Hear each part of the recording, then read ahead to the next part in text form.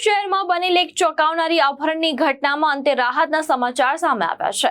માત્ર 4 વર્ષની બાળકીનું અપહરણ થતા સમગ્ર શહેરમાં ભયનો માહોલ ફેલાયો હતો, પરંતુ પોલીસના સંયુક્ત પ્રયાસોથી 84 કલાકના ઓપરેશન બાદ બાળકીને સહી સલામત બચાવી લેવામાં આવી છે।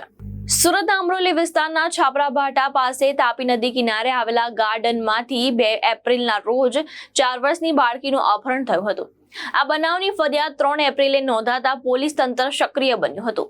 ઉચ્ચ અધિકારીઓના માર્ગદર્શન હેઠળ ઓપરેશન મુસ્કાન શરૂ કરવામાં આવ્યું, જેમાં સુરત શહેર ક્રાઇમ બ્રાન્ચ, અમરોલી પોલીસ અને અમદાવાદના નારોલ પોલીસે સંયુક્ત કામગીરી હાથ ધરી હતી।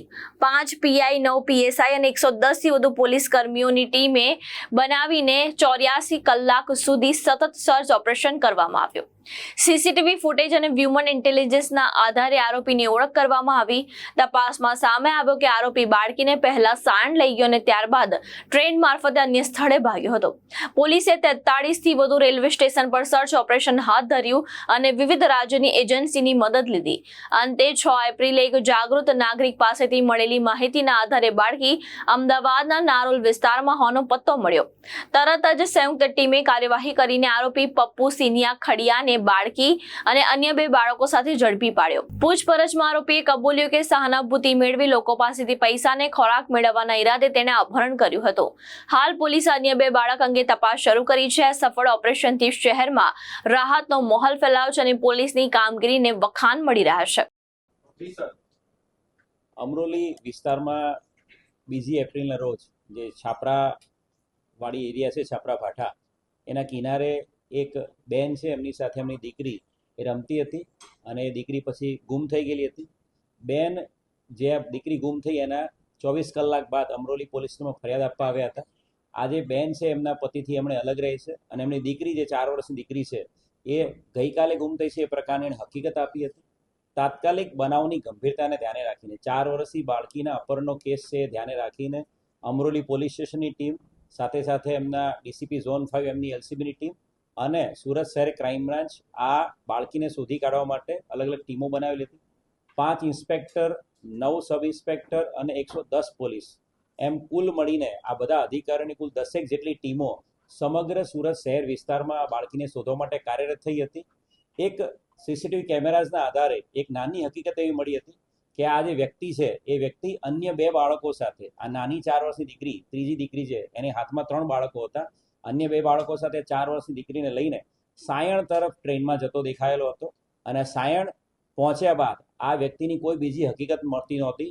એટલે તાત્કાલિક સુરત શહેરની ક્રાઇમ બ્રાન્ચની અલગ અલગ ટીમો સાયણથી વડોદરા, અમદાવાદ તરફના રેલવે સ્ટેશનો અને સાયણથી સુરત થઈને વલસાડ, વાપીથી મુંબઈ તરફના કુલ 43 જેટલા રેલવે સ્ટેશનો પર આ બાળકીને અને એના અપહરણ કરતા વ્યક્તિને શોધવા માટે અલગ અલગ 43 જેટલા રેલવે સ્ટેશનો ઉપર સીસીટીવી કેમેરાસ ચેક કરવામાં આવ્યા હતા। સાથે સાથે એક હ્યુમન ઇન્ટેલિજન્સ આધારે જે હકીકત મળી હતી કે આવા પ્રકારનો વ્યક્તિ અલગ અલગ જે લંગર કે પછી જ્યાં ફ્રીમાં જમવાનું મળતું એવા વિસ્તારોમાં આ વ્યક્તિ પહેલા દેખાયેલો હતો। તો એના આધારે રેલવે સ્ટેશનની આસપાસના તમામ દંગાપાડાઓ, એની સાથે સાથે મંદિરની આસપાસના વિસ્તારો જ્યાં ફ્રીમાં ભોજન મળતું હોય ત્યાં પણ તપાસ કરવામાં આવી હતી। અને છેલ્લે સોશિયલ મીડિયા ઉપર આ બાળકી છે એની હકીકત, એના ફોટોગ્રાફ સાથે ગઈકાલે તમામ સોશિયલ મીડિયા પ્લેટફોર્મ પર મૂકવામાં આવી હતી। સુરત શહેરના 1000થી વધુ પોલીસ કર્મચારીઓ પણ પોતાના વોટ્સઅપ સ્ટેટસ ઉપર આ બાળકીની હકીકત માટે લોકોને અપીલ કરતો મેસેજ મૂક્યો હતો અને જેના આધારે આજે વહેલી સવારે એક મોટી સફળતા બાળકીને શોધી કાઢવા મળી છે।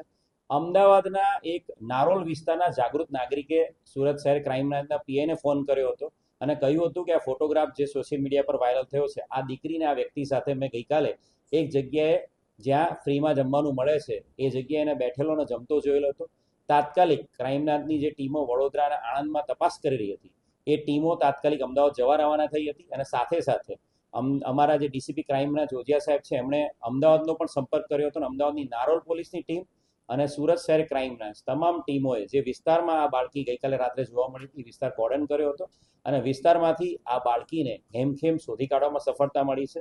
જે આરોપી છે પપ્પુભાઈ ખડિયા, જાતે ભુરિયા, એ ઓરિજિનલી દાહોદનો છે અને અહીંયા તાપી નદીના કિનારે આ છાપરા ભાઠા એરિયાના કિનારે છૂટક મજૂરી કામ કરે છે અને આ વ્યક્તિ છે એની સાથે અન્ય 2 બાળકો પણ મળી આવ્યા છે આ દીકરી અને બાળકોને ભીખ માંગવાના આશયથી અને જેથી કરીને આ બાળકીઓ અને બાળકોની સાથે હોય તો એને ફ્રીમાં જમવાનું મળી જાય અને ભીખ પણ મળી જાય એ આશયથી આ બાળકીને લઈને નીકળી ગયો હતો.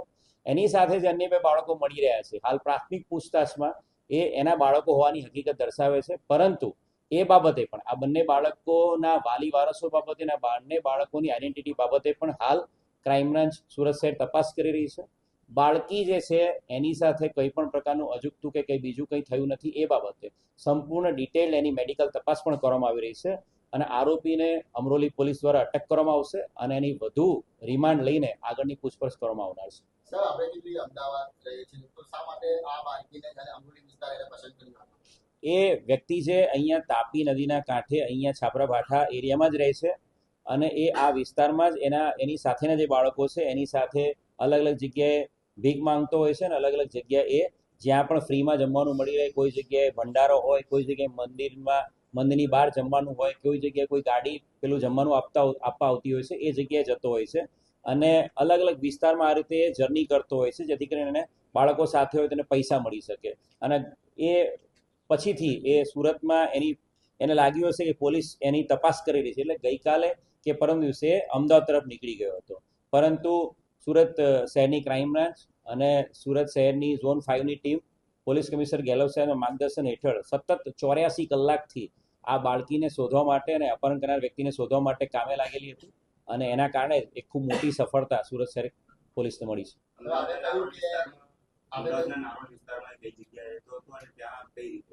નારોલ વિસ્તારમાં જે કહ્યું એ પ્રમાણે જે ગઈકાલે નારોલ વિસ્તારમાં એક જગ્યાએ ફ્રીમાં જમવાનું મળતું જ્યાં ભંડારો હતો ત્યાં એ વ્યક્તિ આ બાળકો સાથે જમવા જોવા મળ્યો હતો.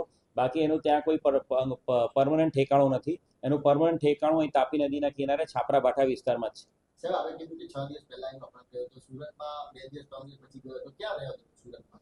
સુરત વિસ્તારમાં એનું જે 2જી તારીખ પછી અપહરણ જે થયું છે એ 3જી તારીખથી જે આપણે ગુનો દાખલ કર્યો છે, છેલ્લા 3 દિવસથી એ સુરત શહેરની આસપાસના વિસ્તારોમાં રેલવે દ્વારા જર્ની કરીને અલગ અલગ પ્લેસીસ પર જતો હતો અને ત્યાંથી પછી પાછો જર્ની કરીને એ કોઈ પણ જગ્યાએ મંદિરની બહાર, બસ સ્ટેશનની બહાર એવી રીતે પબ્લિક પ્લેસીસ પર ગાર્ડનમાં એવી રીતે એ બાળકોને લઈને સૂઈ જતો. દિવસ ઉગે ત્યારે પાછો બીજા પ્લેસ પર એ શિફ્ટ થઈ જતો. એ છેલ્લા 5 દિવસથી આ બાળકીને એના મમ્મી જે છે એ પણ એ છાપરા ભાઠા વિસ્તારમાં તાપી નદીના કિનારે જ રહે છે. એટલે છેલ્લા 4-5 દિવસથી એ બાળકીના મમ્મીના સંપર્કમાં આવ્યો હતો અને બાળકી નાની છે અને એની સાથે પણ બીજા બાળકો છે એટલે એ આશયથી કે બે નાના બાળકો મારી સાથે હશે તો મને કોઈ પણ જગ્યાએ ફ્રીમાં જમવાનું મળશે, કોઈ પણ જગ્યાએ હું ભીખ માંગવા જઈશ મને ભીખ પણ મળશે. એટલે એ આશયથી આ બાળકીને લઈને નીકળી ગયો. હાલના તબક્કે સુરત ક્રાઇમ બ્રાન્ચે જે પૂછપરછ કરી છે એમાં એનો કોઈ ગુનાહિત ઇતિહાસ મળતો નથી, પરંતુ એનું મૂળ જે વતન છે એ દાહોદનું છે. એટલે દાહોદ પોલીસના પણ અમે સંપર્કમાં છીએ અને સાથે સાથે ગુજરાત સરકારના ઈ ગુજકોપ અને ICGS પોર્ટલ પર પણ એની ગુનાહિત ઇતિહાસ બાબતે હાલ તપાસ ચાલી રહી છે.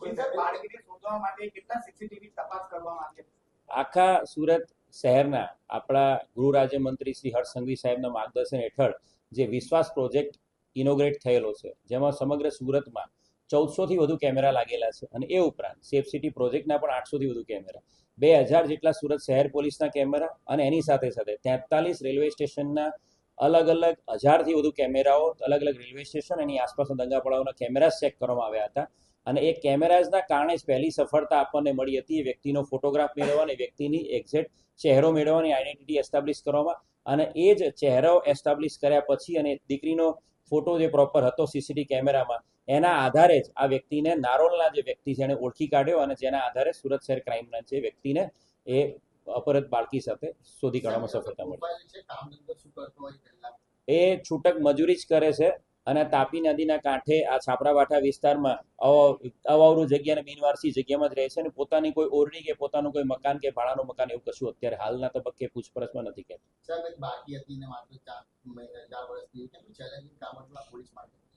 પોલીસ કમિશનર ગેહલોત સાહેબના માર્ગદર્શન હેઠળ જે ઓપરેશન મુસ્કાન શરૂઆત કરવામાં આવી છે DG ઓફિસથી, એ ઓપરેશન મુસ્કાનમાં પોલીસ કમિશનર ગેહલોત સાહેબ સતત સંવેદનશીલતાથી સમગ્ર સુરત શહેર પોલીસને ગાઈડ કરી રહ્યા છે. કોઈ પણ બનાવ બને એને ખૂબ જ સેન્સિટિવલી લેવામાં આવે છે અને ગેહલોત સર પર્સનલી છેલ્લા 84 કલાકથી સતત દર 1 કલાકે આ બાબતે એનું મોનિટરિંગ કરી રહ્યા હતા અને એના કારણે સુરત શહેર પોલીસના બાળકીને શોધવામાં સફળતા મળી છે અને સાથે સાથે છેલ્લા 3 મહિનાની અંદર 150થી વધુ બાળકો અને 350થી વધુ એડલ્ટ્સ લોકો કુલ મળીને 3 મહિનાની વાત કરીએ તો 590 જેટલા બાળકો અને એડલ્ટ વ્યક્તિઓને શોધી કાઢવામાં સફળતા સુરત શહેર પોલીસને મળી છે અને એનું કારણ centralise database preparation by CP sir Surat sir Gehlot sir અને એની સાથે સાથે day to day monitoring of investigation of the cases જે Surat CP sir Gehlot sir કરી રહ્યા છે. ભાવેશ ઉપાધ્યાય, દ્રષ્ટિકોણ ન્યૂઝ, સુરત.